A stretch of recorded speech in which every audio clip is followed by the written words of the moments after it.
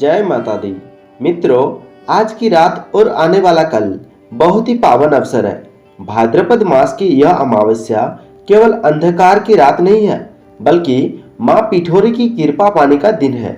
इस दिन माताएं अपने बच्चों की लंबी उम्र, सुख समृद्धि और रक्षा के लिए उपवास करती है। आटे की 40 पिठोरियां बनाती है और देवी को अर्पित करती है। कहते हैं यह व्रत इतना शक्तिशाली है कि जो माता श्रद्धा से इसे करती है, उसके बच्चों पर कोई संकट टिक नहीं पाता। पुराने समय की एक कथा है।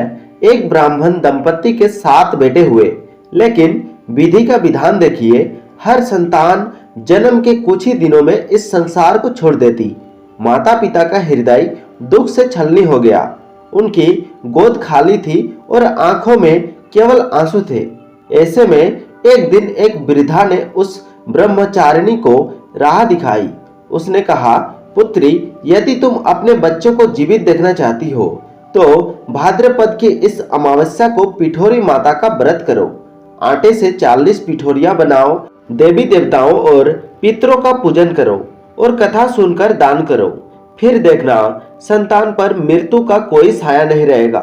ब्राह्मणी ने उस वृद्धा की बात मानी। उसने स्नान कर आटे की 40 पिठोरियां बनाई, दीपक जलाए, देवताओं का आवाहन किया और मां पिठोरी की भक्ति में डूबकर पूजा की, कथा सुनी, आरती की और श्रद्धा से व्रत पूरा किया।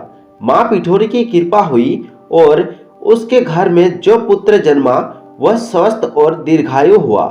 तभी से यह व्रत माताओं के बीच संतान सुख और रक्षा के लिए प्रचलित हो गया। आज की यह अमावस्या भी वही पावन अवसर है।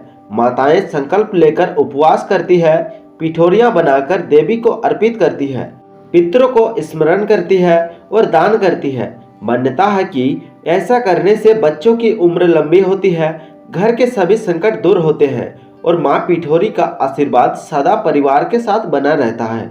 इस अमावस्या की रात जब दीपक जलते हैं और माँ के चरणों में आटे की पिठोरियां सजी होती है, तब ऐसा लगता है मानो संतान की हर सांस पर माता का साया है और घर आंगन में केवल मंगल ही मंगल है।